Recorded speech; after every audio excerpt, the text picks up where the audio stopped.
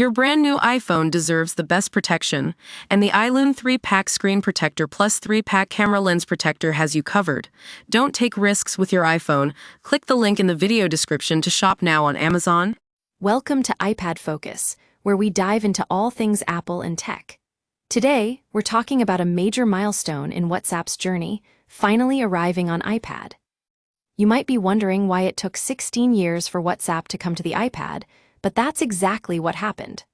WhatsApp has been around since 2009, when it first landed on iPhone, and it's had an incredibly popular messaging app for Mac since 2016. But strangely enough, it never made its way to iPad. Now, Apple fans rejoice. You can finally get your hands on the latest version of WhatsApp for iPad, and I've got the details on how to download it. First off, you'll need iPadOS 15.1 or later, iOS 15.1 or later if you're using an iPhone, and macOS Monterey 12.1 for Mac users. Here's the thing, WhatsApp for iPad isn't a standalone app.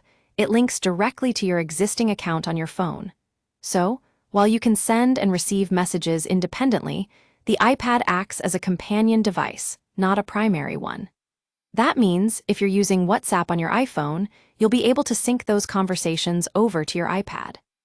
But before we dive into how to get it, let's take a step back.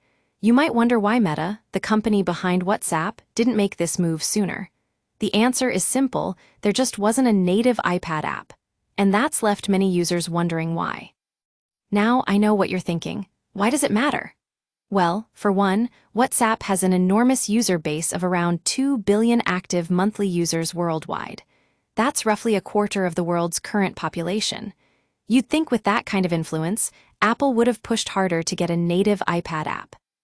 But as we all know, tech companies can be slow to adapt. In fact, just recently, Meta blocked an Apple feature called Writing Tools on Facebook, WhatsApp, and Instagram without explanation. Talk about frustrating. Now, I'm not one to complain much, but if you're anything like me, you might have been avoiding Facebook altogether due to its questionable practices. And let's be real, WhatsApp can be a bit of a resource hog.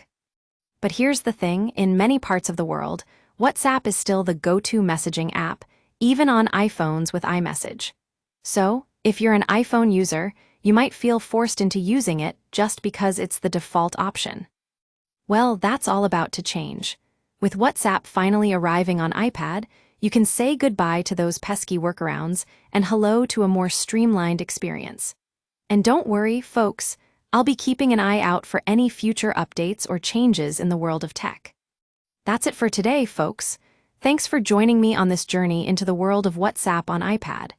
Don't forget to like, subscribe, and hit that notification bell if you want more content like this. See you in the next video.